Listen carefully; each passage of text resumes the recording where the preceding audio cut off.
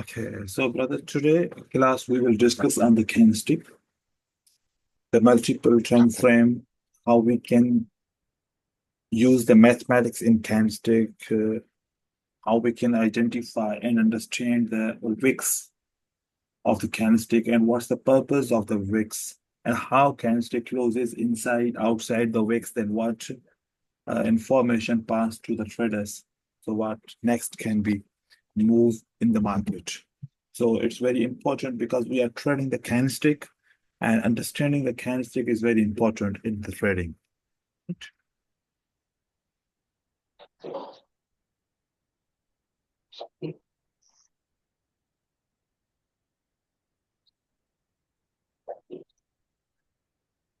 Okay, so if there's a candle, bullish candle, and the bullish candle have a wick at the top and wick have the bottom. So what do you get the mean from these wicks that what's the purpose of the bottom wick, lower wick, which we can call, what's the purpose of the upper wick? As per your analysis, what do you understanding about the wick? The upper wick is pressure from the sellers, Okay, and the lower wick is pressure from the buyers. okay. So this is the pressure, upper wick, the pressure from the seller side. And Hmm. everybody knows that from that point, the sellers entered and pushed the price down here and the price closed. Right. So once the price closed, after the before the pressure of the sellers, after the price close, now what's the area? Where is the sellers current where they are available sellers at the initial point or at the closing point? At the initial point, Okay, so why the sellers back? uh, because the price has to always come to support and resistance. They Okay. always have to change from there. Okay, so can we say that the sellers unable to control the buyer's open price, so that's the reason the sellers back to the back to the initial point. That's the reason. Yes, And yes. if there is a resistance level, the candlestick close under the resistance level. So now what will be the seller's availability at the top of the wick or at the resistance level? At the resistance level. Okay, means the condition is different. Every time not we can say that sellers will be back, and if there is a resistance level, the sellers will be remain at the same resistance level. Okay. Yes. So if we talk about the ratio of the upper wick and ratio of the bottom wick, can this matter to the price prediction? The ratio of upper wick and the ratio of the lower wick as compared to the bottom. In my opinion, yes. Okay. So what do you think that if the upper wick is greater than the lower wick, so we can consider the more pressure from the seller side and candlestick Yes. become weak? Okay, nice. Yes. So, for example, if the lower wick is greater than the upper wick and lower wick is greater than the body, so what do you mean by that? Pressure. There's a stronger pressure from the buyers. Buyer side. So we can say the buyers It's control the market more than the rejected. yes. Okay. It's like बचपन में हम लोग जब Hmm. School में tug of war खेलते थे Hmm. रस्सी को पुल करना. It's like that. So it's a win of tug of war. Okay. So, for example, that is a lower wick. So what I get the mean, how I can use this lower wick, I get the information from the candlestick that this candlestick shows the buyers have a more power than the seller. This wick after that we can use. What do you think? I did not understand. Okay, नहीं I, समझा I'm मैं. I'm telling that this is the candlestick which have a lower wick and it shows that the buyers are in a power. Okay, Right. so can we use this area of the wick next time when the price reaches again in this area? Yeah, I think we can because there's a lot of buyers, so there's a lot of pressure. Okay, we can use as it a support area, or you can use it a access of bias area, or you can use that as a control point of the buyers, which the sellers failed in this area, and here there is more interest of the buyer because this is a strong area for the buyers. Okay, Right. so this strong area is more stronger than the body area, or the body area is more stronger than the wick area. This I don't know. Okay, the wick area is the more stronger than the body area. Okay, wick Okay. simplifies the levels, but body didn't simplify the level. Yes, in case if the candlestick is very big, right? In the body. Here now the wick is bigger, body is not bigger, but here the body is bigger, wicks are smaller. So now we can take a 50% part of the candlestick as a support. This will be the mid part of the body that we can use as a support area. Okay. So now we discuss the single candle here. The same like a buyer, same like a seller, but there will be some differences. If the lower part of the wick is stronger for the buyer, the upper part of the wick will be stronger for the seller. Okay, the information will be a little different. Okay, so Brother, before you continue, yes, I just want to clarify because yes, so the wick is the sign of strength than the body. yes. If the buyers have a lower wick, Wow. And all this time I thought it was the body that was the sign of strength. no, look at here. This is the body. Here, Right. I'm going to tell you this is the body. Okay, Mhm. and this is another candlestick with a wick and the body. So what do you think? Which will be the more stronger? As per your information, I would say the hammer would Hammer. be Why? stronger. Because the hammer is telling that one party is failed. Mhm. But this candlestick don't tell us if the sellers tried or not. Okay. Here we have a information that sellers tried till that level, and then the buyers control them overall, right? Right. But here, whatever the demand occurred in a market, as per the demand supply they get, and they create a candle. Okay, because when there is a demand is created, in against the demand, the supply will be available for the market. That's the reason price moves up, right? So here Right. we can say the demand and the supply. Is it equal? In a single candle, we cannot say. In a single candle means, for example, if I say the buyers have a 1,000 units demand, okay? Mhm. The sellers give the 1,000 supply. Yes or no, we don't know. We don't know. Don't But know. when we will know, when we get the three candles. This is a candle which have a wick, right? Another is a candle which have a wick or not. But the third candle have a wick which crosses the first candle higher wick. Now, the middle candle tells that as much I have a demand, as much I got the supply. Mhm. The price is balanced now. The price is balanced now. Balance. But now, in case if you found a movement of three candles, sometimes these will be not a same color. I'm giving you an example. Now, for example, that candle, right? Now, this wick and the lower wick is not matching. Okay. Mm. Now, the buyers are telling as much we have a demand, we are not getting in the market. Means the demand is more than the supply. Here, demand is equal to the supply. But demand is greater in terms that consecutively in the market, the demand is coming.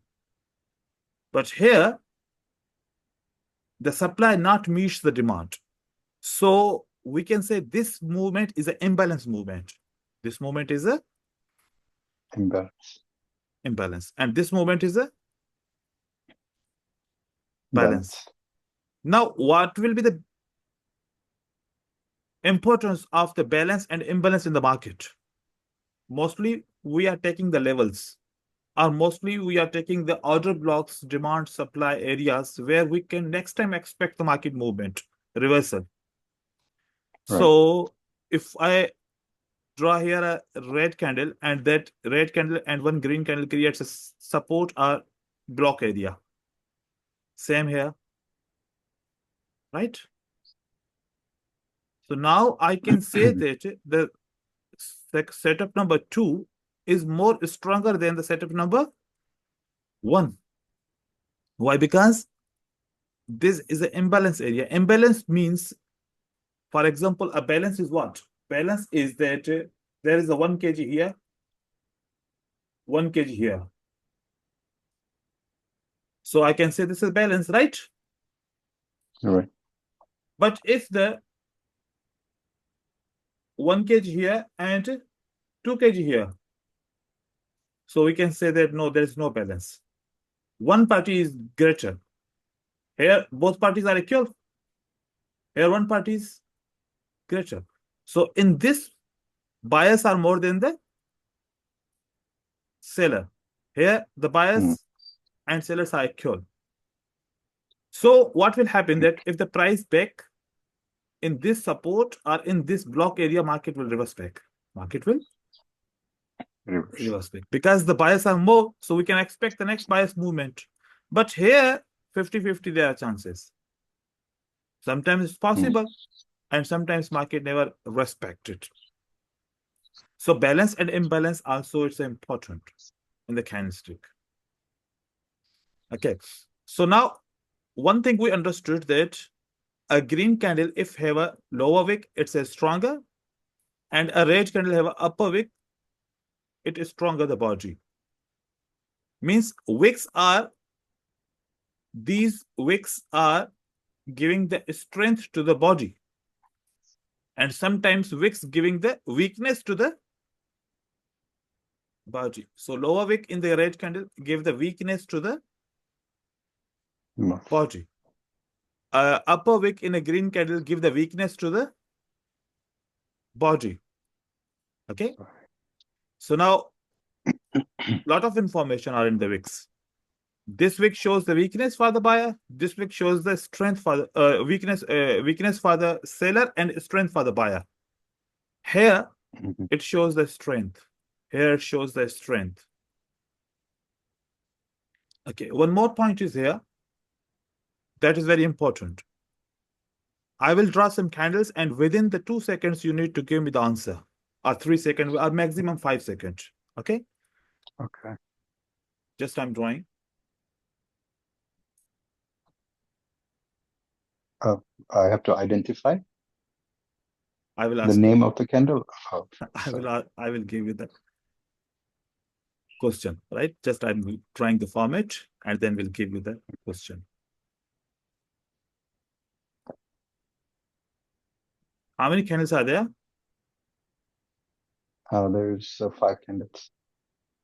What will be the 5 candle? Which will be the 5-minute candle in the shape? Immediately, give me answer. It will be like weeks from top and bottom, and a green body in the center. Small, mid-sized green body. In case if there are 60 candles, how you will understand immediately? 60 candles. Wow, that will be hard. That will be a little difficult, right? Yeah. Because we will count Yes, all the candles that how the candlestick if we convert 60 candlestick into the one candle, then it will take a little time, right? Right. No, it will take a 5 second. It will take a 5 second. How? See, just draw the open price, just draw the line at the open price and draw the line at the close price. This is the body, and upper will be the wick and lower will be the wick. Get my point? Wow. Yes, definitely. The first candle open price and second last candle close price. Within 5 seconds, you will understand what's the meaning of this movement. All over the movement is this one. This is the meaning of the movement. It means there is a neutral movement. This is not the strong for the sale, not strong for the buy. right? But they're neutral for the Mhm. buyer. So sometimes when we are using the analysis, a lot of candles confuse us. Okay, so here, from here to 1, 2, 3, 4, 5, 6, 7, 8, 9, 10, 11, 12, 13, 14, 15. There are 15 candles, right? Mhm. So if we want to draw, now how you can understand this will be the green candle. If the open price is below and the close price is above, this will be the green candle, right? Yeah. Immediately you just to draw here. I'm just giving the highlighter. Okay, so this is the wick and this is the wick. You understood the 15-minute candle is this one. Mm. And now this is the close price, open price, and this is the close price. So it looks that,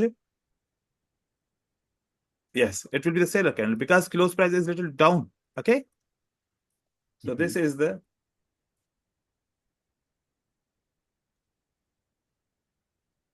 seller's candle in against the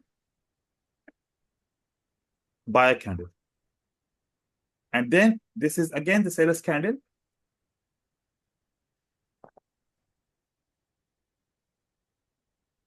Two candles unable to break the buyer candle.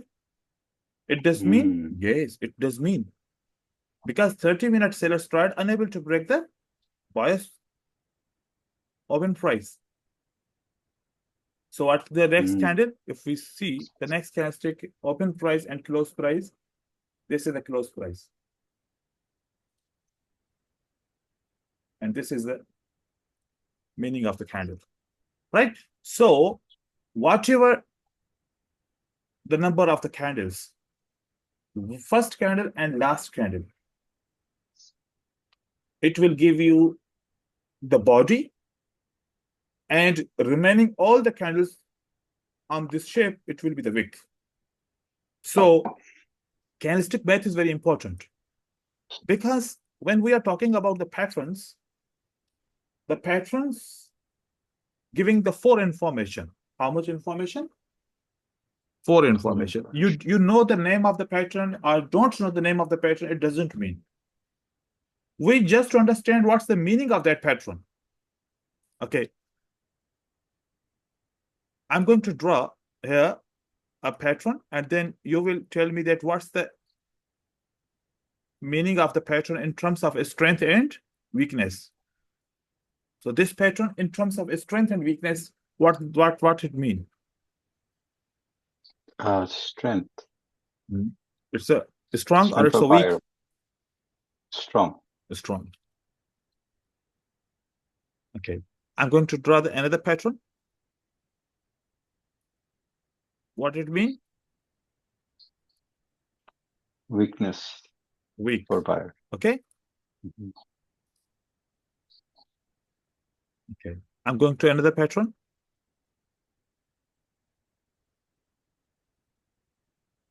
What it mean? Neutral. Very nice.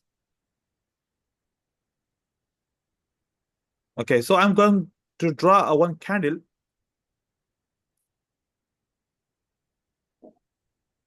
So do you recognize that is any pattern? There is a wick on the top and bottom, and they're equally same size. So I'm saying it's neutral. It's neutral. But neutral means Yeah. the neutral condition is that a body must be small than the wicks. But here the body is greater than the wicks. Wick. And Baji have a both wicks, right? So this is a normal candle, normal bullish candle. Okay. Yes. Normal bullish candle. Okay. तो sir जी brother बोलो। इसमें ये जो normal bullish candle है ये green में है, so does that signify कि ये वाली candle जो है ना strong, little bit of लाजमी क्या स्ट्रांग कहते तो हैं होगी और इसी के अंदर for कुछ वीक buyer. भी होगी, कुछ मीडियम वाली स्ट्रेंथ में भी होगी। बट ये हम इसको कोई पैटर्न तो नहीं कह सकते क्योंकि इसका नाम ही नहीं है कोई, है ना, जस्ट बुलिश कैंडल कह सकते हैं। अच्छा लेकिन इसको आप हैमर कह okay सकते हो। इसको इन्वर्टेड हैमर कहते हो और इसको स्पिनिंग हैंडल कहते हो, क्यों इसको नाम दिया है ना। हम्म। और ऐसे अगर मैं पैटर्न बनाऊंगा तो जो भी पैटर्न बनाऊं, like I am going to draw this pattern, आप बोलोगे this is marubozu and this is strong, right. Hmm. हाँ, आज की क्लास से पहले तो मेरे मेरे समझ में तो यही था ना कि जो जिनके बॉडीज बड़े हैं, स्ट्रेंथ्स आर हाँ। बिग, वो स्ट्रेंथ है, there's that's the strength that means it's strong. लेकिन today I am today everything changed for me. This is strong, this is strong. तो अब आप देखें कि क्या इसमें कि जो पैटर्न है या तो वो स्ट्रांग है या तो वो वीक है या तो वो न्यूट्रल है। अच्छा, ये कैसे स्ट्रांग हो गए? इनमें तो वीक भी नहीं है, मतलब है, एक में तो है नहीं और दूसरे में ओपनिंग में है और दूसरे में क्लोजिंग में है, सो Less than 5% wick in a candle, hmm it creates a pattern, but one-sided it must not be wick, it must be shaven, क्योंकि इसका नाम है ना, हमने पढ़ा है क्या, क्लोज मारुपोजो, राइट। हम्म। और ये ओपन है, ओपन पे विक नहीं है, शेविन है ओपन पे, ओपन मारुपोजो। लेकिन this is not stronger than the hammer, right? Yes, hammer have extra qualities, right? Hmm. And right, it this has a weak. this candle is hidden inside. What happened we don't know, right? The hammer is an okay. open candle, which tell us that the sellers tried, they failed. But in this candle, how many sellers, how many times they rejected and rejected buyer's control inside the candle, we don't know, right? Okay. So right. some candlestick have characters of information, very clear information, and some candlestick have a hidden information. Now these candles have a very clear characters about the operation of this 1 minute hmm or whatever the time frame. लेकिन यहां पर जो कुछ भी हुआ सारा buyer ने control कर दिया आखिर में। अंदर इस हम्म पे ये नहीं कह सकते कि सेलर ने बहुत ट्राई किया फेल हो गए, ये भी कह सकते हैं कि सेलर ने ट्राई नहीं किया बायर ने कंट्रोल कर दिया डायरेक्ट, ये भी कह सकते हैं ना। हम्म। तो अब हमने फोकस इस बात पे नहीं करना कि इसका नाम क्या है, हमने फोकस ये करना है कि इनकी इनकी जो कैरेक्टरिस्टिक है। कैरेक्टर्स हैं, जो इसकी स्ट्रेंथ एंड वीकनेस है, जो भी पैटर्न दुनिया के जितने भी पैटर्न क्रिएट हो चुके हैं दुनिया के अंदर कैंडलस्टिक में, मोर देन 500 600 पैटर्न्स होंगे, ठीक है। उन सब का कैरेक्टर क्या है, या वो स्ट्रांग होगा या वो वीक होगा या फिर वो न्यूट्रल होगा। न्यूट्रल। अब आप सोचो, मैंने आपको वो जो बताया कि 60 कैंडलस्टिक को अगर आप एक कैंडल बनाओगे तो 60 मिनट का कंक्लूजन आपको एक कैंडल दे देगी कि ये स्ट्रांग है, वीक है या न्यूट्रल है। हाँ, जो आपने जो बताया था कि ओपनिंग से क्लोजिंग तक करें तो फिर आइडिया तो हो वो जो जाए। एक कैंडल मिलेगी, एक कैंडल को समझना आसान है या 60 कैंडल को समझना आसान है, एक को। एक एक को समझने में आसान। तो अगर आप पिछले 60 मिनट का अंडरस्टैंडिंग करना चाहते हो कि इसमें क्या हुआ, हम्म तो आपको एकदम से विद इन 10 to 15 सेकेंड्स आप अंडरस्टैंड कर सकते हो कि इस 1 घंटे में क्या हुआ ओवरऑल, मतलब व्हाट द हम्म कंक्लूजन। आप बोलोगे कि भाई इसमें बायर स्ट्रांग है, it means that buyer strong है तो कंटिन्यू करने की कोशिश करेंगे। भाई इसमें बायर सेलर की बहुत रिजेक्शन है, it means sellers will try again in the next candle. या बायर इसमें स्ट्रांग हम्म। थे तो बायर इसको कंटिन्यू करने की कोशिश करेंगे, न्यूट्रल है तो दोनों तरफ से प्रेशर आ सकता है मार्केट में। राइट। तो जितनी ज्यादा कैंडल्स होंगी आप उनको, हम एक दिन की कैंडल को क्यों देखते हैं, क्योंकि एक दिन पूरा, वो एक कैंडल पूरा हवाल दे देती है एक दिन का कि आज के दिन में हुआ क्या। हम्म तो इस तरीके से जो पैटर्न्स होते हैं उनका कैरेक्टर ये होता है कि वो या तो स्ट्रांग होता है या वीक होता है या फिर न्यूट्रल होता है।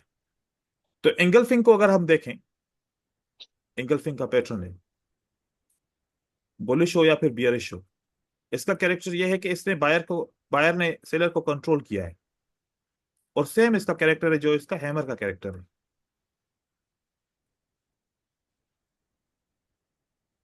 और जो ये वाली कैंडल है पियर्सिंग लाइन,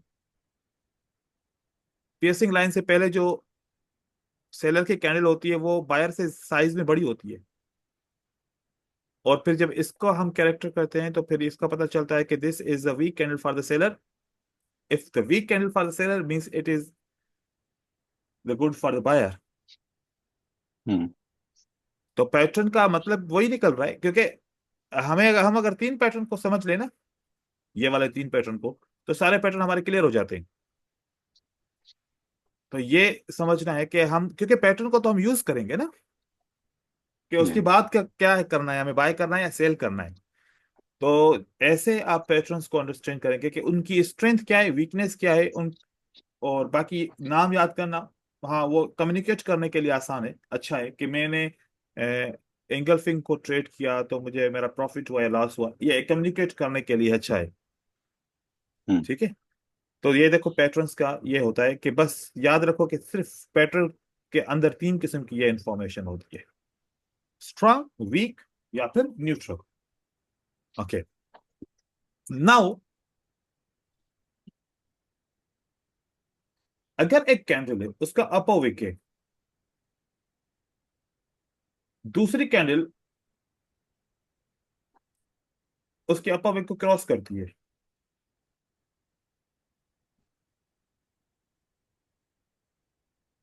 और दूसरी कंडीशन में एक कैंडल का अपर विक है, और बायर ट्राई करता है इसको क्रॉस करने के लिए, क्रॉस नहीं कर पाता और इसी विक के अंदर क्लोज हो जाता है।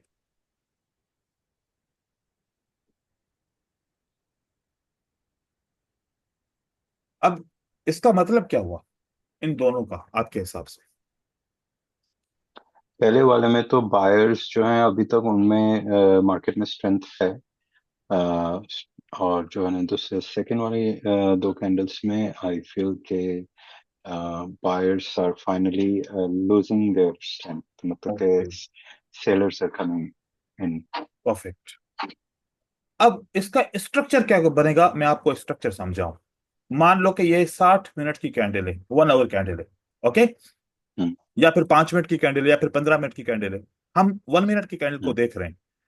अगर ऐसा होगा तो 1 मिनट पे स्ट्रक्चर क्या रहेगा, अगर ये 60 मिनट की कैंडल है तो ये अभी की पोजीशन के हिसाब से ये जो कैरेक्टर है ना, दो कैंडल हम्म। वाला, ये 1 मिनट पे ऐसे दिखेगा। हम्म। और ये वाला जो कैरेक्टर है,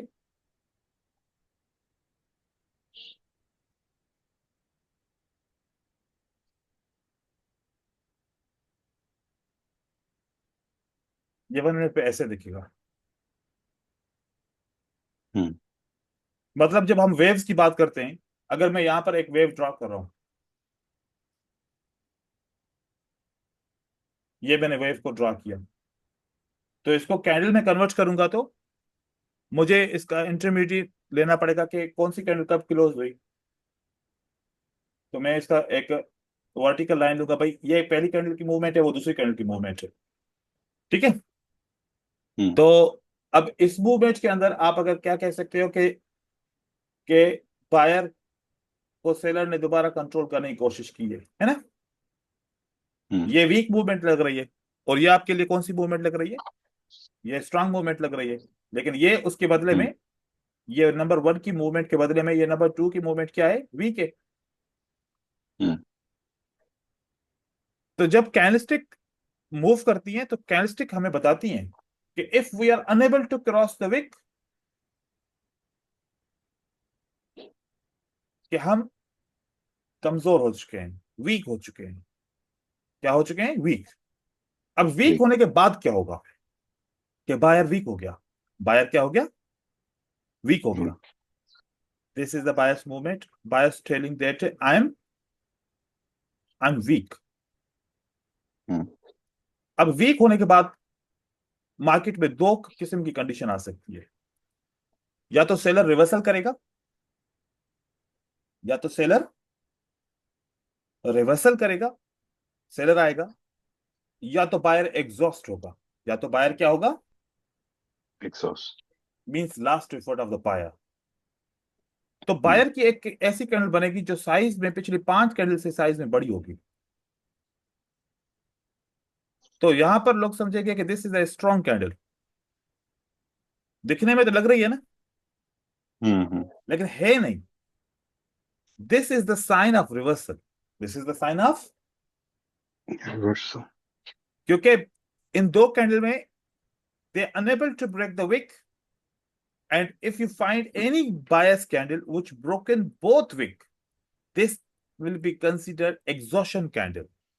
हम ये नहीं कहेंगे कि बायर ने दोबारा कंट्रोल हासिल कर लिया, नहीं, यहां पर क्या कहेंगे कि बायर अब एग्जॉस्ट हो चुका है, अब मार्केट वापस नीचे आएगी, अब वापस मार्केट नीचे आएगी। नीचे आएगी। मोस्ट ऑफ द टाइम क्या होगा कि जब buyer unable to break the wick होंगे,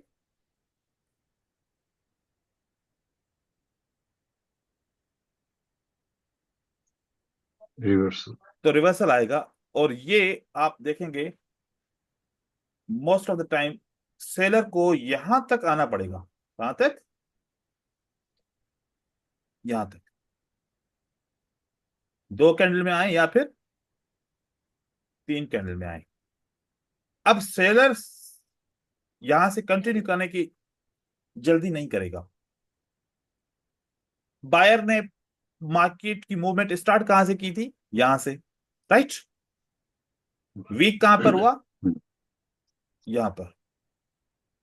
क्या बायर दोबारा मार्केट में एंट्री करना चाहता है, आना चाहता है कि अपनी उसी पॉइंट से जहां से उसने दोबारा स्टार्ट किया था, पहले स्टार्ट किया था, क्या दोबारा स्टार्ट करना चाहता है? तो मार्केट में एक रिएक्शन आएगा, मार्केट में एक रिएक्शन आएगा बायर का। अब यहां पर कोई भी बायर कैंडल दे सकता है। वो बायर अपनी इंफॉर्मेशन कैसे दे सकता है? For example, buyer will tell us that I am strong, I want to enter in the market again, right. I am weak, I don't want to enter in the market. लेकिन लोग क्या समझते हैं? This is a inverted hammer reversal pattern, market need to move up. But यहां पर इसने क्या किया? राइट। इंफॉर्मेशन दी, राइट, कि नहीं अब हम नहीं आ सकते, क्योंकि अगर हम रिजेक्ट हुए, अब मार्केट को क्या होना पड़ेगा? सेलर कंटिन्यू करना चाहेंगे, ठीक है। यहां पर एक और मूवमेंट है। I found in up trend market is moving in a strength,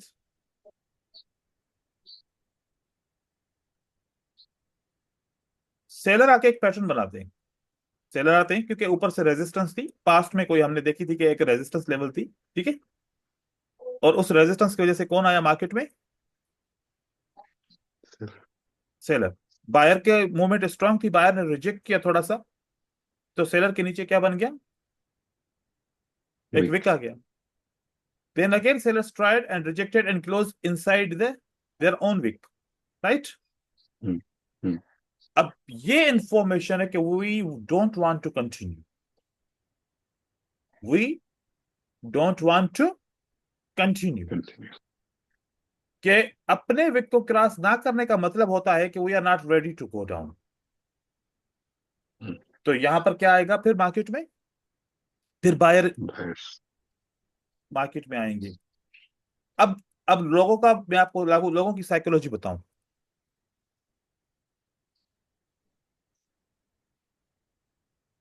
oh, sellers are very very weak, so next candle can be buyers candle. लोग ऐसे सोचेंगे, है ना। क्या राइट। लोग सोचेंगे? Next candlestick is a, this candlestick is a weak, तो next candlestick can be buyers candle. क्योंकि बहुत रिजेक्शन है बायर की, बायर को तो आना चाहिए, रिजेक्शन दिया है तो आना चाहिए। देखिए कि बायर ने रिजेक्शन दे दी ना, बायर रिजेक्शन दे के फिर सेलर के रिएक्शन का वेट करता है। तो सेलर क्या करेगा? क्या अपने इस रिजेक्टेड पॉइंट को वो फिल करता है, ब्रेक करता है, या फिर इसी के अंदर क्लोज हो जाता है? अंदर क्लोज होना मतलब जो सेलर ने रिएक्शन दिया कि we are not ready to go down, we are not ready to go down. अब फिर बायर आएगा मार्केट में। अब देखिए कि फिर यहां पर कॉन्सेप्ट कॉन्सेप्ट के उल्टा हो गया कि लोग समझते हैं कि इसके बाद हमेशा ग्रीन कैंडल आती है, नहीं आती इसके बाद। कभी कभार आती है उन इस केस में कि यहाँ पर सपोर्ट हो। अगर सपोर्ट नहीं है, जब हम्म, सपोर्ट होगी तो फिर ये कैंडल अलग इंफॉर्मेशन देगी, we try to break the support, unable to break the support, right. ठीक है। लेकिन अगर हाँ। सपोर्ट नहीं है, the buyers tried from their support area, they weaken us, and now the buyers are waiting for our reaction, और ये they tried, unable to break, unable to go down, फिर बायर आएगा। हम्म, लेकिन जब सपोर्ट है तो फिर एक अलग रिएक्शन है कि सेलर कह रहे कि हमने ब्रेक किया लेकिन हम सस्टेन नहीं कर पाए, हम सपोर्ट के ऊपर क्लोज हो गए, अब बायर को इमीडिएटली आना चाहिए। राइट। तो देखो कि इसका मतलब निकल रहा है ना मार्केट में। हाँ। तो अच्छा ब्रदर, ये यहाँ पे एग्जॉशन भी आ सकता है ना? एग्जॉशन तब आ सकता है कि जब यहां पर ये दूसरी कैंडल इसके अंदर क्लोज हुई, ठीक हम्म, है, एंड देन हम्म, अगली कैंडलस्टिक पॉसिबल के एग्जॉशन, मतलब बड़ी कैंडलस्टिक सेलर की बन जाए। राइट। लेकिन हम ये भी देखना चाहेंगे कि इस कैंडल के बैक सपोर्ट साइड के पे बगैर। पास्ट प्राइस एक्शन क्या है। हाँ। अगर सपोर्ट बहुत नीचे है तो एग्जॉशन कैंडल डायरेक्ट सपोर्ट के ऊपर क्लोज होगी, क्योंकि मोस्टली एग्जॉशन के बाद हमने क्या देखा, रिवर्सल देखा। तो एग्जॉशन हम्म, मतलब कि वो प्राइस को उसी लेवल तक पहुंचा देती है जहां से दूसरी पार्टी स्टार्ट करती है। अगर लेवल करीब है तो फिर एग्जॉशन नहीं आएगी, अगर लेवल दूर है तो फिर एग्जॉशन पक्की आएगी, ठीक है। ओके। ठीक है। अब ये सेम जो एग्जांपल्स थे आप देखेंगे, नाउ अंडरस्टैंड, इन्होंने क्या बोला, वी आर नॉट रेडी, है ना। हम्म, मतलब कि हम अपने विक को क्रॉस नहीं कर सके, इसका मतलब क्या हुआ कि we are not ready to go down, right, go up. तो राइट। यहां पर लेवल उसी वक्त ही करीब है, लेवल उसी वक्त ही करीब है, तो मार्केट में सेलर आया, एग्जॉशन नहीं आई। अगेन आप देखो कि क्या इन्होंने बायर्स ने क्या इन्फॉर्म किया, बायर्स ने इन्फॉर्म किया no we are not ready to go up. तो फिर कौन मार्केट में आता है, हम्म, वापस सेलर आता है। चलो। यहां पर देखें, नीचे से विक बड़ा है साइज में, लेकिन ऊपर वाले विक को क्रॉस नहीं कर पा रहे। इसका मतलब है कि ये जो सपोर्ट है, ये जो डिमांड का एरिया है, ये इस रेजिस्टेंस से स्ट्रांग नहीं है, रेजिस्टेंस से स्ट्रांग नहीं नहीं है। है। अगेन भी इन्होंने ट्राई किया, अगेन भी स्ट्रांग नहीं है। तो इंडिसिशन हुआ मार्केट के अंदर, सेलर आया वापस, ठीक है। ये हम्म, पॉइंट हम नोट करेंगे मार्केट के अंदर, और ये पॉइंट हम नोट करेंगे, अगर जब विक्स क्रॉस ना करें तो हम फिर बायर के साथ कंटिन्यू करने की कोशिश नहीं करेंगे, फिर हम यहां पर थोड़ा स्टॉप करेंगे, हम फिर मार्केट के इंफॉर्मेशन को देखने की कोशिश करेंगे कि मार्केट क्या बताना चाह रही है। ये closing inside the wicks is very important. अब यहां पर भी आप देखें, जब भी ऐसे होता है मार्केट में क्या आता है, रिवर्सल, लाइन भी करीब है, लेवल भी करीब है। देखो सेलर आते हैं, ये देखो सेलर के बाद से बायर ने ट्राई किया दूसरी टाइम भी नहीं कर पाए, सेलर आ गया, टू टाइम ब्रेक नहीं कर पा रहा है अपने विक को, कौन आया मार्केट में, फिर सेलर आया। यहां पर बायर क्यों आया स्ट्रांग मूवमेंट लेके, ये सेलर क्या कर रहा है, कोशिश ट्राई कर रहे हैं ना ब्रेकआउट करने के लिए, हम्म, नहीं कर पा हम्म, रहे। तो फिर कौन आया मार्केट में, बायर आ गया। तो यहां पर चेक कीजिए,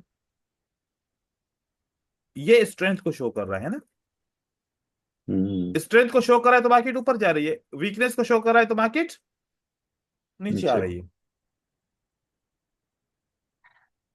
तो ये विक्स हमें एक नेक्स्ट टारगेट के बारे में बताते हैं, और जब विक ब्रेक्स नहीं हो पा रहे होते तो फिर उस वक्त इंफॉर्मेशन मिलती है कि कौन सी पार्टी कंटिन्यू करना चाहती है या कौन सी पार्टी कंटिन्यू नहीं करना चाहती। अब ये आपको विक्स के बारे में पता चला। नाउ हम्म, ये जब विक्स बनते हैं, जब उनको एक कैंडल दूसरे कैंडल के विक को क्रॉस करती है, तो इसके अंदर से क्या हमें टारगेट मिल सकता है, कि प्राइस की मूवमेंट कहां तक हो सकती है, यस, ये हमें मिल सकता है, ये हमें मिल सकता है। देखिए, अब हमारे पास 4 एग्जाम्पल होंगे, कितने, 4, uh, 4 examples. If the buyers unable to break the own wick, so the next target for the price is this one. If sellers control the buyers upper wick, the next target is what? This one.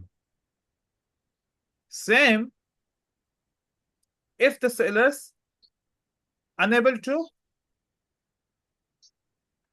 break their own wick, the next target of the price movement will be this one.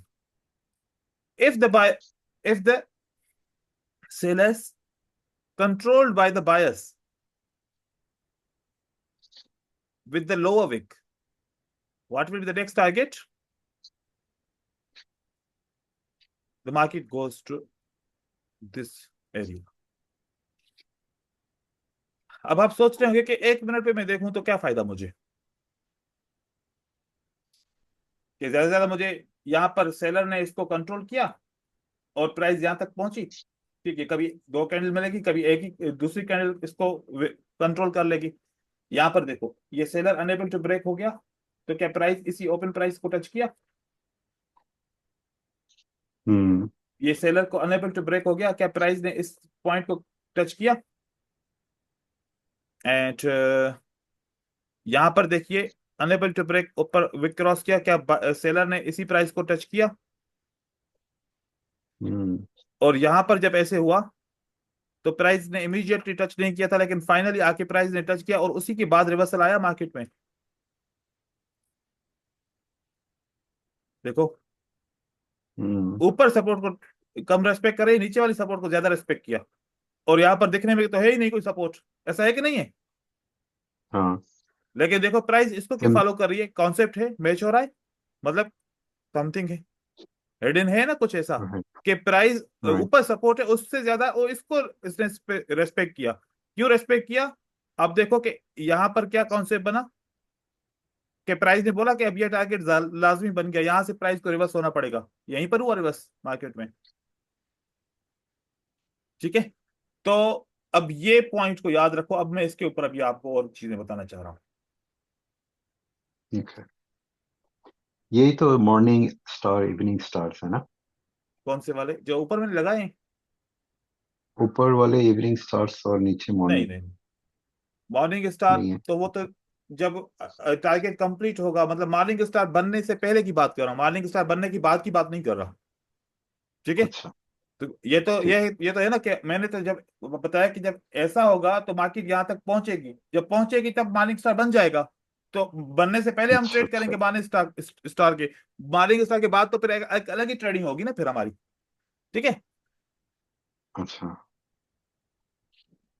तो जब अगर मैं trade कर रहा हूँ तो ये दोनों कैंडल्स जैसे ऐसे आउट ऑफ दिस 4 एग्जांपल्स, ये one of the examples happen, तो फिर मैं ट्रेड कर सकता हूँ ओके, सिंस आई नो के टारगेट कहाँ तक है। Yes sure. देखो कि ओके। आप जब ड्राइव करोगे कार को, हम्म। कार को स्टार्ट किया, सबसे पहले आप देखोगे फ्यूल कितना पड़ा है, मैं कहाँ तक पहुंच सकता हूँ, और नेक्स्ट स्टेशन कहाँ है जहां से मैं फ्यूल को रिफिल कराऊं, है राइट, है ना? तो राइट। आप यहाँ पर अभी ड्राइव करना शुरू कर रहे हो, मतलब ट्रेड करना शुरू कर रहे हो, तो आपने डिसाइड किया होगा कि मुझे टारगेट कहाँ तक है, मैं कहाँ तक बाय कर सकता हूँ, या कहाँ तक मैं सेल कर सकता हूँ। ऐसे ना हो कि टारगेट पूरा हो जाए मैं फिर भी बाय करता रहूं, फिर हम्म। तो वो लॉस हो जाएगा ना। राइट। अब इसको थोड़ा सा हम एक अलग नजरिए से देखना चाहते हैं, इन चारों सेटअप को हम एक अलग नजरिए से देखना चाहते हैं। ये कॉन्सेप्ट समझा, और यहाँ पर एग्जांपल्स भी मिले, बहुत सारे और भी एग्जांपल दे सकता हूं, मैंने तो रिसर्च की हुई है, इसलिए आप भी करना, कि ये मैं 1 मिनट पे क्यों देखूं, ये ऐसे 4 सेटअप में 1 मिनट पे क्यों देखूं? अगर ऐसा सेटअप एक दिन पे है तो आज का दिन कहाँ जाएगा? हम्म। आज का दिन सेल में जाएगा। सेल में जाएगा। आज का दिन कहाँ जाएगा? ऊपर जाएगा। आज का ऊपर दिन कहाँ जाएगा जाएगा? एंड नीचे आएगा। आज का पूरा दिन अप ट्रेंड रहेगा, तो फिर आज का माइंड बना हुआ अप ट्रेंड में ट्रेडिंग करने की। और क्लोजिंग भी पता चल गया कि कौन क्लोज होगी। कहाँ तक मार्केट जाएगी, है ना? हम्म। वाह। ये मैं अमेजिंग। 4 घंटे पे क्यों ना देखूं कि 4 घंटे की मूवमेंट, अगले 4 घंटे की मूवमेंट क्या रहेगी, अगले 1 घंटे की मूवमेंट क्या रहेगी, अगले 5 मिनट की मूवमेंट क्या रहेगी। राइट। तो मैं ये हायर टाइम फ्रेम पे देखूंगा। कहां पर देखूंगा? Higher right. टाइम फ्रेम पे देखूंगा। फिर लोअर टाइम फ्रेम पे अपना टारगेट बना के, भाई यहाँ पर 5 मिनट की ट्रेडिंग कर सकता हूँ, 15 मिनट की ट्रेडिंग कर सकता हूँ, 1 मिनट की ट्रेडिंग कर सकता हूँ। 1 मिनट पे देखूंगा तो उतना फायदा नहीं होगा जितना हायर टाइम पे देखूंगा तो फायदा होगा। जी जरूर। अब फिर जब ये देखेंगे तो फिर 50% 60% ये काम करेगा, 50% 60% काम नहीं करेगा। फिर सवाल पैदा होगा कि कौन सी कंडीशन देखूं कि 100% काम करे। फिर उसका भी एक तरीका हम्म। है। उसका भी एक तरीका है कि भाई इस सर्कमस्टेंसेस में अगर ये अपीयर होता है पैटर्न तो काम करेगा, अगर ऐसे नहीं होता तो फिर काम नहीं करेगा। नहीं करेगा। तो वो भी इसकी कंडीशन होती है, ठीक है। अब देखें, मैं 5 मिनट पे जाता हूं। यूरो यूएसटी का पैटर्न हम 5 मिनट पे देखेंगे, यूरो वर्सेस यूएसटी। और हम एक काम करते हैं कि इनको दो चार्ट्स में ओपन करते हैं। एक का टाइम फ्रेम रखेंगे 5 मिनट और एक का टाइम फ्रेम रखेंगे 1 मिनट, ठीक है। जैसे मैंने आपको बोला कि यहां पर विक क्रॉस हुआ, बायर ने किया, इन्होंने खुद का विक क्रॉस नहीं किया, फिर बायर ने विक क्रॉस भी किया। अब नेक्स्ट टारगेट क्या है मार्केट का? अपर विक है, ये वाला हम्म। विक है। हाँ। अब आप चेक करेंगे कि क्या मार्केट वाकई में इसी जगह पे पहुंच के रिवर्स किया है या नहीं, इसी जगह तक पहुंची। हाँ, हाँ। ये 1 मिनट पे कैसे दिखा, मैं आपको दिखा रहा हूं। हमने यहां से ट्रेडिंग चलो स्टार्ट की, हाँ। कहां से? ये इसकी क्लोजिंग प्राइस है, क्योंकि हमारा मार्केट यहां तक जाएगा। तो अगर मैं यहां से हम्म। इसको चेक करूं,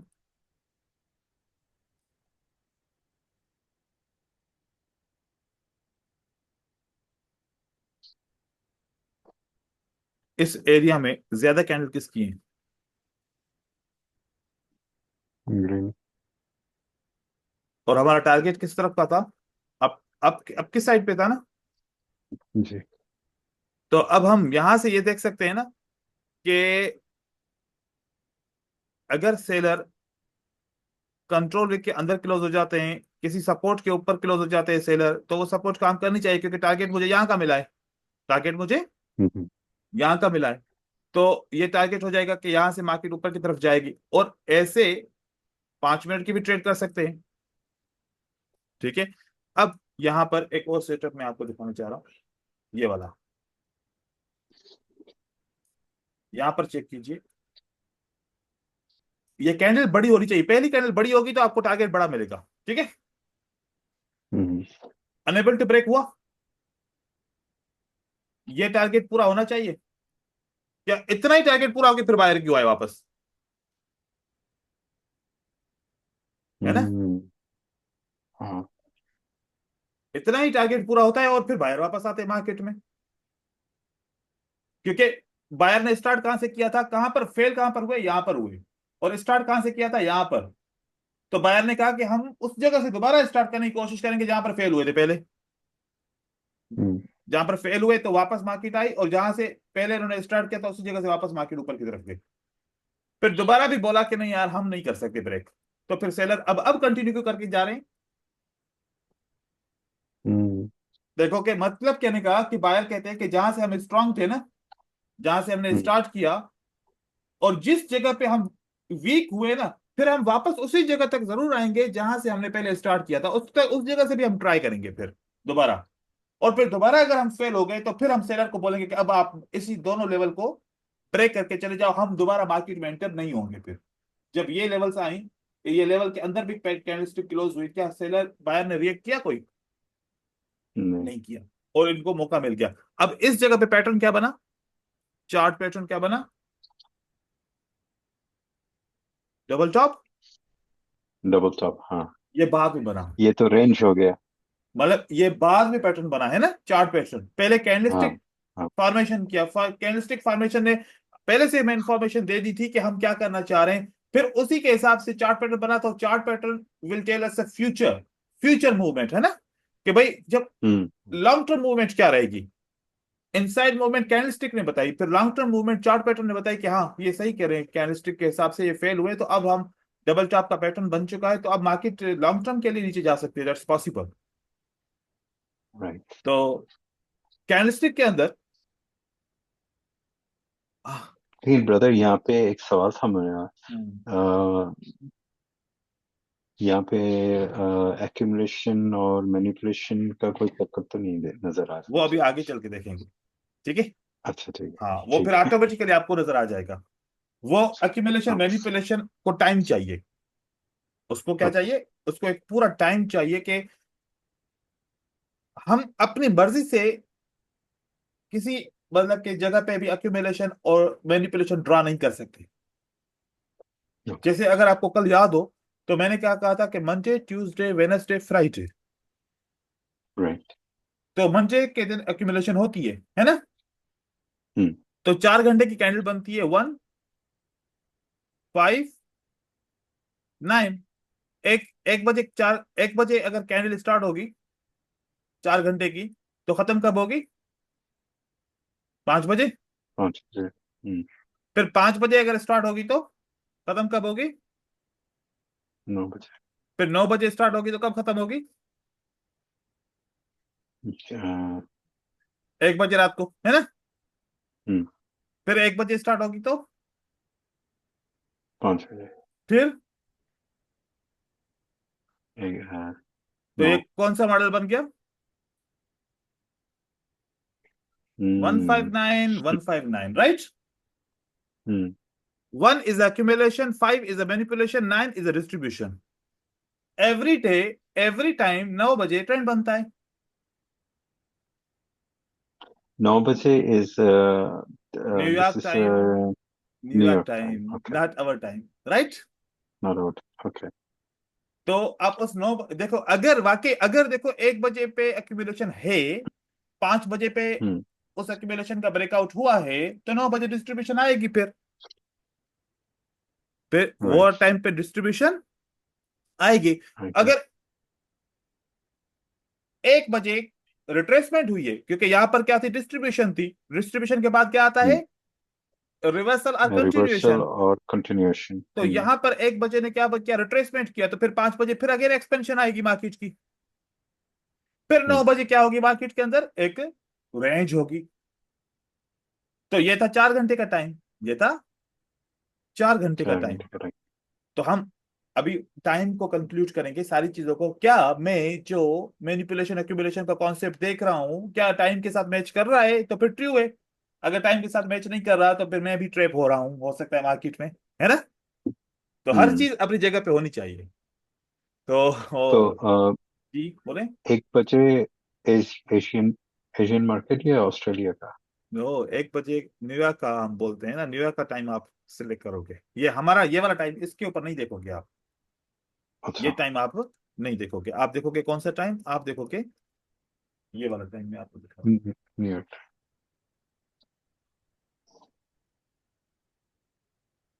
ओपन हो रहा है।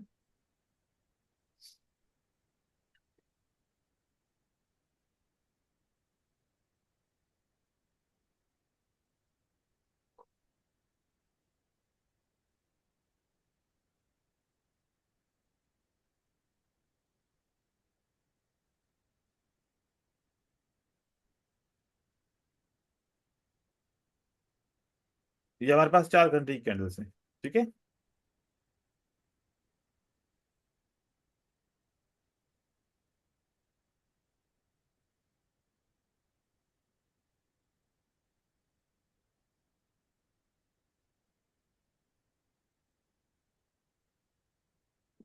वन मंथ मीन्स यहाँ पर 13 होगा, है ना।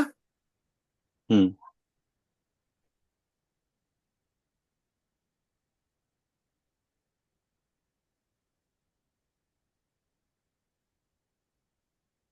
ये टाइम और बता रहा है, ये वाला टाइम और बता रहा है। इसके ऊपर हम आएंगे, मैं आपको ट्रेडिंग व्यू के ऊपर टाइम का एक इंडिकेटर भी दूंगा जो खुद ही टाइम वगैरह सब कुछ एक पोर्शन बनाएगा, और वहां पर वो इंडिकेटर बताएगा कि this is accumulation, this is distribution, manipulation, क्योंकि इसमें टाइम की गेम है बहुत बड़ी। यहाँ पर टाइम आपका ओके। थोड़ा सा चेंज है, क्योंकि ये ब्रोकर जिस कंट्री से होगा तो वहां के उसके हिसाब से टाइम आ रहा है, तो टाइम हमें, हम इसके टाइम के ऊपर आएंगे। तो अब यहाँ पर आप फोकस करें सबसे पहले, ये जो आपको मैंने कॉन्सेप्ट दिया, इस कॉन्सेप्ट को हमने 5 मिनट के, जब 1 मिनट पे ट्रेडिंग कर रहे हैं तो 5 मिनट का चार्ट हमारे सामने जरूर खुला होना चाहिए। ठीक है? जी। क्यों? इससे क्या पता चलता है कि आप एक स्ट्रांग ट्रेंड में ट्रेडिंग कर रहे हैं, आप एक स्ट्रांग ट्रेंड के अंदर ट्रेडिंग कर रहे हैं। अब जैसे रुको देखिए, ये जो मार्केट का ट्रेंड है, यहां पर मैं अभी आपको सामने से दिखा रहा हूं, आप ट्रेडिंग कर रहे हैं ना, यहां पर ट्रेडिंग कर रहे हैं,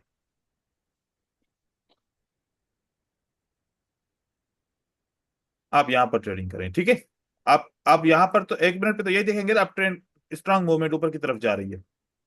ठीक है? हम्म। फिर ये वाली कैंडल बनी, अब ये 5 मिनट पे पैटर्न क्या बना?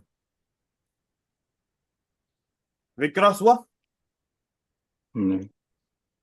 विक्रॉस हुआ है ना? अच्छा, हाँ। एक ग्रीन बड़ी कैंडल को सेलर ने ऊपर से विक्रॉस कर दिया, सही है? सही तो है। अब इसका फार्मूला क्या है कि प्राइस कहां तक जाएगी?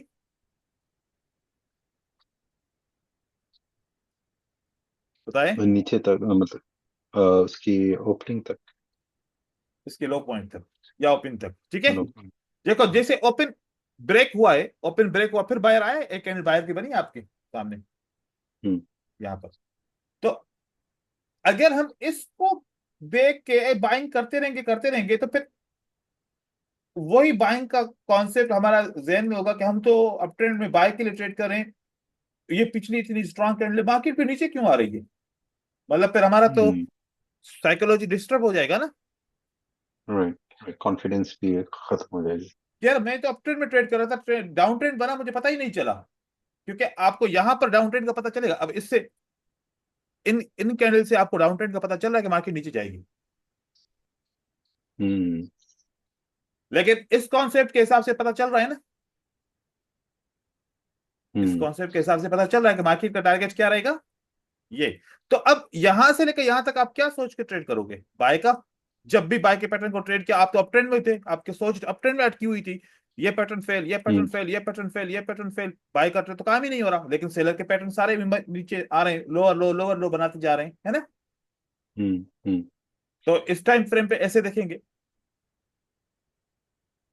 फिर हमारी एनालिसिस ऐसी रहेगी कि सिर्फ 5 मिनट को देखने की जरूरत नहीं है, एनालिसिस के साथ साथ हमारा एक ये वाला पैटर्न भी रहेगा,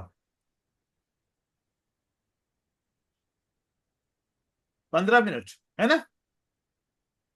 अब यहां ओके। पर चेक कीजिए, फिर मैं आपको इसका तरीका बताऊंगा कि इस ये कैंडल ने ये अनेबल टू ब्रेक हुआ, हाँ, और ये वाली हम्म। कैंडल ने क्या किया, इसका विक क्रॉस किया है।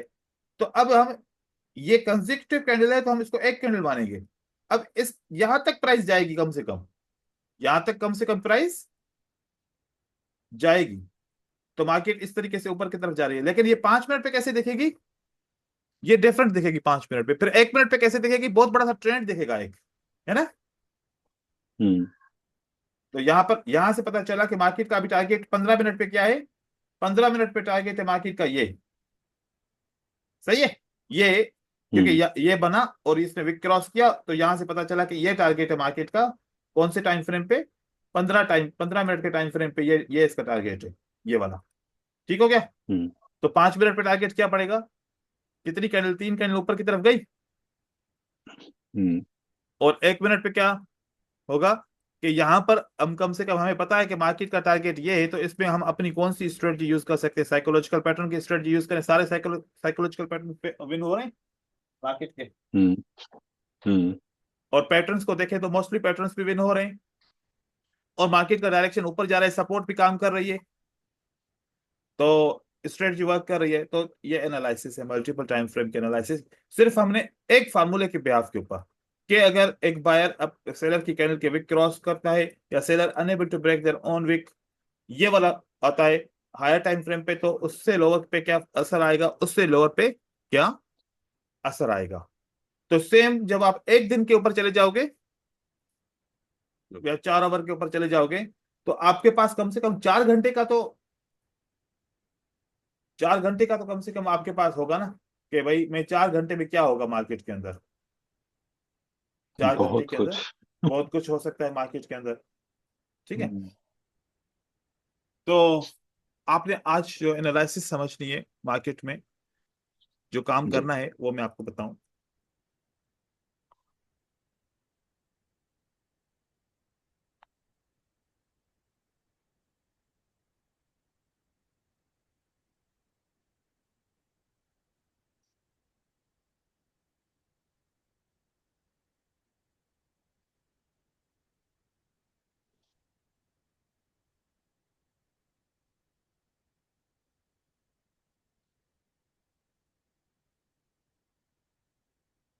आप इसको, जितने भी आप मल्टीपल कैंडलस्टिक बनाएंगे, किससे, मैथमेटिक्स से, इसकी आप प्रैक्टिस करेंगे, कम से कम 20 25 30 कैंडलस्टिक बना के देखेंगे, छोटे से टाइम फ्रेम से बड़े टाइम फ्रेम, बड़े टाइम फ्रेम से छोटी छोटे टाइम फ्रेम की कैंडलस्टिक है, इस तरीके से आप करके देखेंगे कि क्या बन रही है कैंडलस्टिक।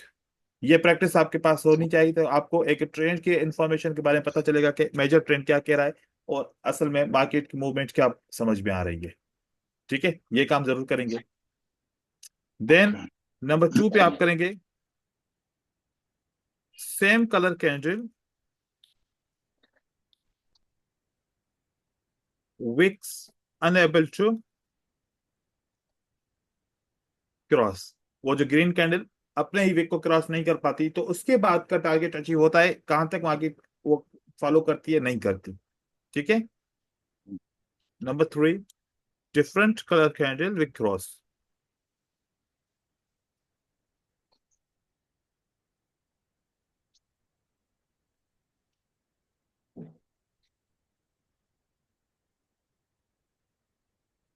ये 3 काम आपने जरूर करना है। ओके। फिर हम इसी लॉजिक के ऊपर मार्केट का स्ट्रक्चर समझेंगे, स्ट्रक्चर बनाएंगे, क्योंकि आप ऐसे कल को कंफ्यूज ना हो जाएं,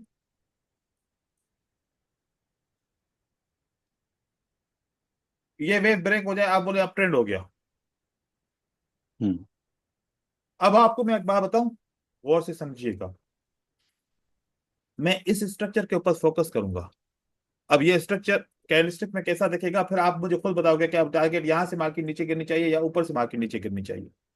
ठीक है। ठीक है। ये समझो कि एक कैंडल है, कौन सी वाली, ये समझो कि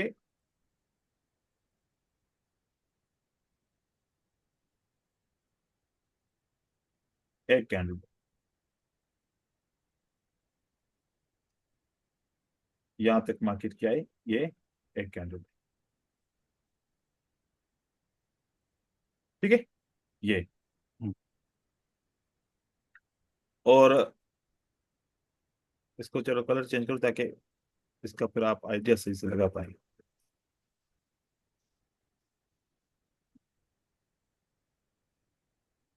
ये सेलर की कैंडल है, हम्म। यहां ऊपर तक। से वीक होगी और नीचे से वीक होगी।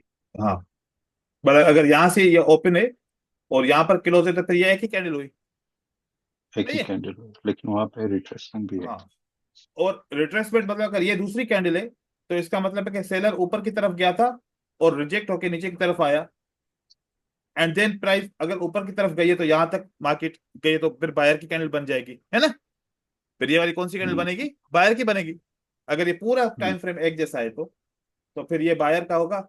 और हम इसको थोड़ा सा रिजेक्ट करेंगे, ये वाला जो है ना, इसको, इस पॉइंट को थोड़ा सा हम स्ट्रक्चर को रिजेक्ट कर रहे हैं। ठीक है। हम्म, और मान लो कि थोड़ा सा विक इसके अंदर भी है, मान लो कि थोड़ा सा विक इसके अंदर भी, इस है। रेड कैंडल के अंदर भी है। अब हमें पता चला कि इस मार्केट स्ट्रक्चर के अंदर ये कैंडल है ना।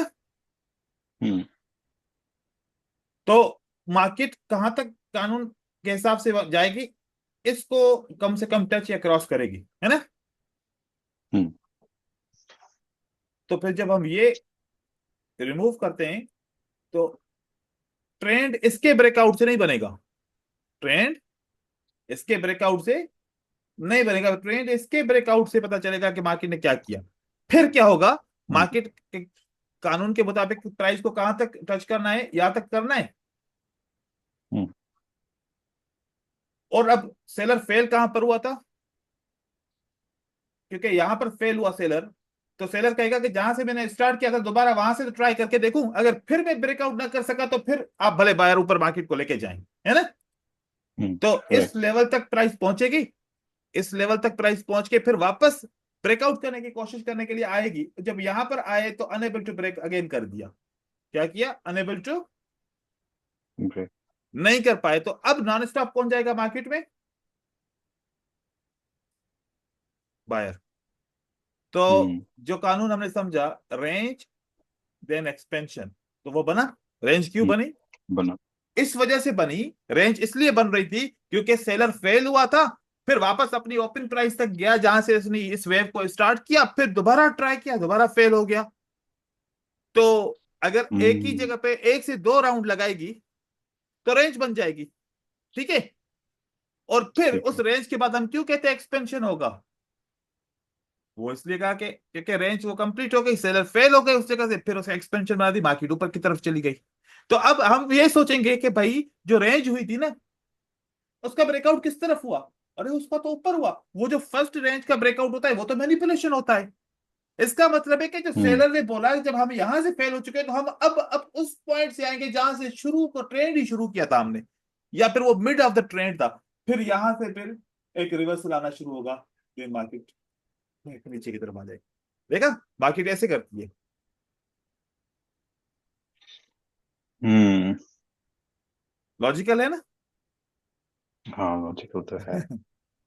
तो ये इस तरीके से मतलब हमें तो हम ऐसे इसको रीच करते हैं। अब हर एक बंदा अपने तरीके से एक्सप्लेन करता है, जो जैसे समझता है वो हम्म वैसे एक्सप्लेन करता है। तो हम्म आप अगर एक गौरव के जो ये पढ़ाते हैं, जो वो टीचर्स हैं, अगर उनकी वीडियोस आप देखेंगे, आपको माशाल्लाह लैंग्वेज आती है। जिसको आती है वो फिर भी थोड़ा थोड़ा समझ पाता है, कंप्लीट नहीं समझ पाता, क्योंकि उनकी नेटिव नहीं, लैंग्वेज गौरव। और उनको उनका तो तरीका है एक्सप्लेन करने का वो बिल्कुल डिफरेंट है। और हम लोगों का जो एशियंस हैं, एशियन में जितने हम्म भी टीचर्स हैं चाहे कोई भी हो, हम्म एशियन बहुत फोकस करके चीजों को क्लियर करते हैं। तो यहाँ पर यह खासियत है। मैंने जितने भी गौरव के वीडियोस देखे, कुछ समझ में नहीं आता, even though I understand English completely. I बिल्कुल, फील के बहुत सारे इंफॉर्मेशन दे रहे हैं वो, बहुत कुछ कह रहे हैं, लेकिन एट द एंड कुछ समझ में नहीं आया मुझे। क्योंकि क्योंकि एक चीज का फर्क है जिसकी वजह से हम्म मैं अक्सर गौरव के वीडियोस देखता हूँ, उसमें बहुत इंफॉर्मेशन है और बहुत परफेक्ट इंफॉर्मेशन है। सिर्फ उनकी एक हम्म मिस्टेक, और सबकी है क्या, वो अपनी लेवल देख के पढ़ाते हैं। हम्म वो ये नहीं देखते कि मैं सामने जिसको पढ़ा रहा हूं उसकी लेवल क्या है, वो कैसे राइट। समझना चाह रहा है, वो उसको कैसे। एक ही देखो कि जो इंपॉर्टेंट है उसको उसको मैं बार बार एग्जांपल दे रहा हूं आपको, बार बार उसके राइट। ऊपर बात कर रहा हूं। मतलब ऐसे भी तो हो सकता है ना, एक दफा बस बताया, बस बस ठीक है, एक दफा बताया, अब आप आपको किसे पता चलेगा कि वो इंपॉर्टेंट है।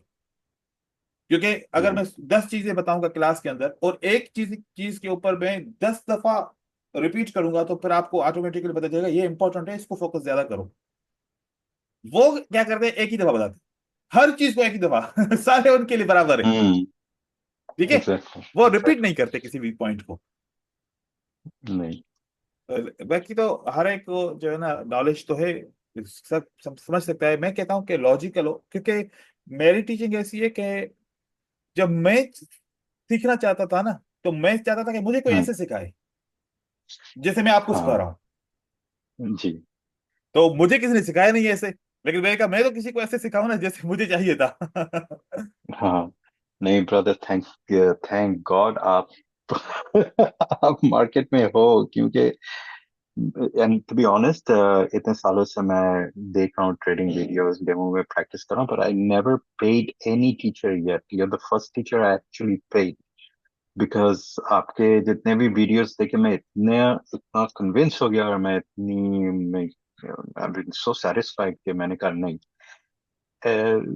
to buy your course and have a one-on-one teaching with you is a solid investment. It's a very good investment. बस यही कि जो आप जो सीखना चाह रहे हैं बस इसको, क्योंकि मेरा एक स्टूडेंट कामयाब हो जाए तो मेरे लिए तो सारी कीमत मेरी मेहनत की पार आ गई ना। जी बस ये है कि जी फिर आप जी इसको जो है ना आगे भी ऐसे ही जो है ना बताना है, क्योंकि मैं कोई चीज छुपाता नहीं हूँ, क्योंकि छुपाने से फायदा भी जी नहीं है ना। मैं जी ऐसा बंदा हूँ, कहता हूँ कि जो मेरा रिस्क मेरे साथ है, जो आगे वाला बंदा है उसका रिस्क उसके साथ है, जो मुझे पता है कम से कम मैं ना छुपाऊं, तो हर चीज हम्म, क्लियर कर दूं। फिर इस तरीके से आप भी आगे लोगों का ख्याल कीजिएगा, जिसको जो नीडी हो तो उसको समझाइएगा जरूर, उसको बताइएगा ताकि जरूर उसकी भी हेल्प जरूर हो जाए। जरूर चलो ठीक है जरूर। ब्रदर, फिर अभी कल इंशाल्लाह फिर वापस, कल तो सैटरडे संडे में ऑफ करता हूँ, अगर मैं कहीं नहीं गया तो मैं आपको इन्फॉर्म कर दूंगा, ठीक है? चलो ठीक है।